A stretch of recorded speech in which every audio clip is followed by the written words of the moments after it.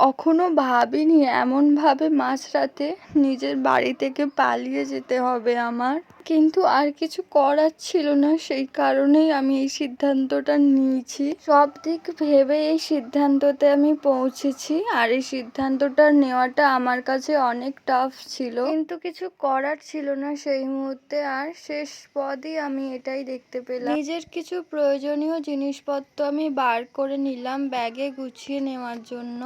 তখন প্রায় রাত 1টা বাজে। খুবই খারাপ লাগছিল এইভাবে কারোকে কিছু না বলে বাড়ি থেকে বেরিয়ে যেতে, মন চাইছিল না। তারপরও যেহেতু কিছু করার ছিল না, সেই কারণে আমি ব্যাগগুলো গুছিয়ে নিই, নিজের প্রয়োজনীয় জিনিসপত্র নিয়ে নিই।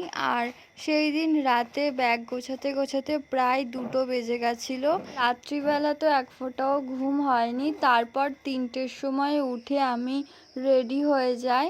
তখনও ঘরে কেউ কিছু জানতো না। ভিডিওটা এখন শেষের মুহূর্তে, তাই সত্যি কথাটা বলে দিলাম। পুরোটা ছিল অভিনয়, কান্নার সিনটাও ছিল অভিনয়ের একটা পার্ট, কিন্তু কোথাও যাচ্ছি এটা হচ্ছে সত্যি। আর এটা সত্যিই ভোরবেলায় উঠেছি 3টের সময়।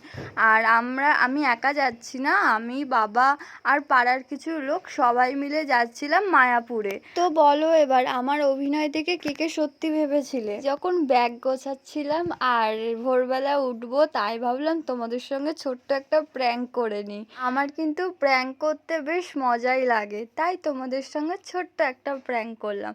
ভিডিওটা কেমন লেগেছে কমেন্ট করে জানবে। আর মায়াপুরের ভিডিও খুব তাড়াতাড়ি আসতে চলেছে।